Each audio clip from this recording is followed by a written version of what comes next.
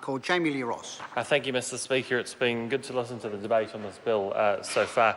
I think from my calculation there's probably going to be about 15 members of Parliament that will be voting against this bill.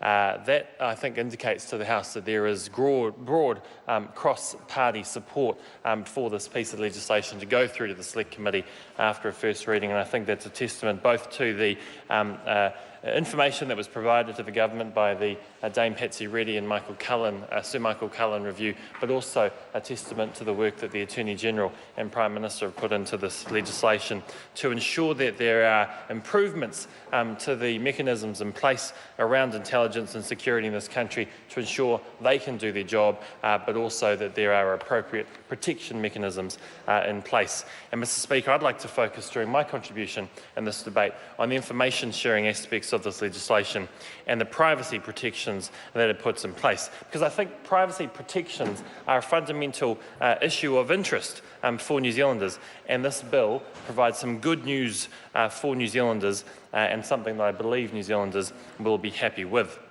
A good starting point on this topic is the comment of the Privacy Commissioner, John Edwards. On Twitter recently, he pointed out that this bill is a significant improvement in privacy terms. That's quite high praise, I think, coming from a Privacy Commissioner. I think it's a tribute also to the work that's gone in to ensure that New Zealanders' privacy is protected in the greatest possible way in this legislation, which, after all, deals with the two agencies with the most intrusive powers in the New Zealand Government. The bill also allows information sharing through three broad categories, which I'll outline here. Firstly, it gives the GCSB and the NZSIS direct access to certain government databases. This follows a recommendation of the reviewers that the agencies should access these databases directly. They are the New Zealand Customs Service, their database which has information about border crossing crafts, goods and people. This is to detect, for example, persons of interest such as suspected terrorists or foreign intelligence officers. It also provides access to the Immigration New Zealand database. This is to help track the movement of persons of interest. The Department of Internal Affairs database, the birth, deaths, marriages and relationships and citizenship registers will also have access to them. This is to help cross-check information to confirm identities or associations between people of interest or to confirm their nationality. Now, as the Minister has mentioned earlier in this debate, the Labor Party has raised issues about this final database, and we'll have a good look at that in the Select Committee.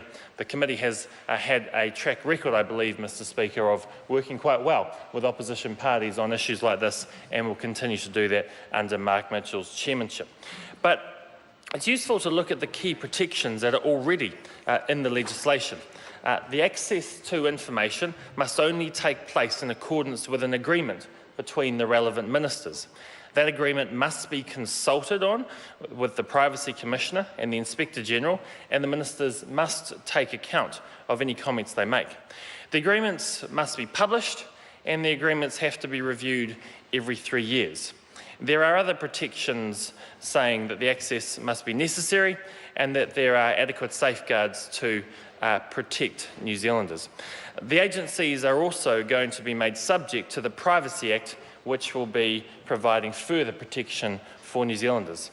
The second category of access of information sharing allows the agencies to seek access to restricted information such as driver's licence photographs, tax information and national student identification numbers on a case-by-case basis with significant protections, reflecting the sensitivity of this sort of information and the right of every New Zealander to know it will only ever be accessed in the most extraordinary of circumstances.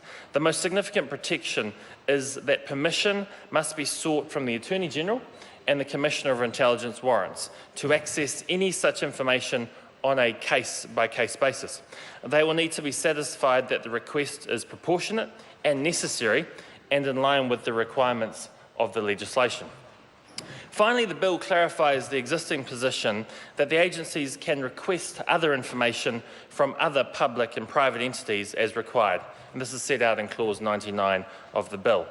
Now, Mr. Speaker, I've set out some of the key protections with access to information in the bill, but there is really no greater overall protection than what the bill does with the Privacy Act 1993. The bill will repeal the general exception provided to the GCSB and NZSIS in the Privacy Act 1993. And I want to acknowledge that this is a significant step.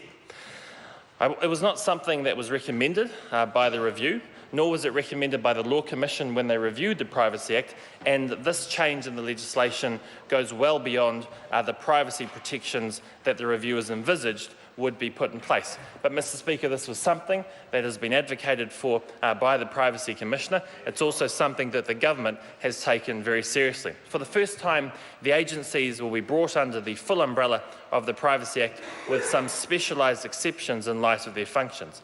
And the Foreign Affairs, Defence and Trade Select Committee will have a good look at that area, and I look forward to hearing the views of the Privacy Commissioner and other individuals interested in the issues of privacy when they make submissions. The Privacy Commissioner himself has already made some good comments on a piece that he put on the Spin-Off website, which is available for all to read. Thank you, Mr. Bishop. I want to cover also the topics of immunities quickly, as the Labour Party has said they're not comfortable with undercover agents getting immunity from prosecution. There are three things that I think should be said in response to that from our reading of the bill in Cabinet papers. The main point is that a person must always be acting in good faith, in a reasonable manner, and the act must be necessary. If this is not the case, there is no immunity. So I think that if there's any real fear that someone can act dishonestly or with bad faith and still have the immunity apply, that is not the case. Mr. Speaker, the immunities that have been drafted are actually quite targeted also, in that they relate specifically to the legal protections employees need to carry out their jobs. And most of the immunities reflect the existing ones for police and other public servants. Mr. Speaker, the Select Committee will be looking at these areas very carefully. I know that privacy questions are areas that many New Zealanders are concerned about, and want to ensure that the Parliament takes seriously and puts in place appropriate mechanisms to protect New Zealanders. And, Mr. Speaker, I think this legislation goes a long way towards protecting New Zealanders' right to privacy, whilst also allowing the GCSB and NZSIS to do their job on behalf of New Zealanders in the public interest. The next call is a split call. Materia Ture, 5 minutes.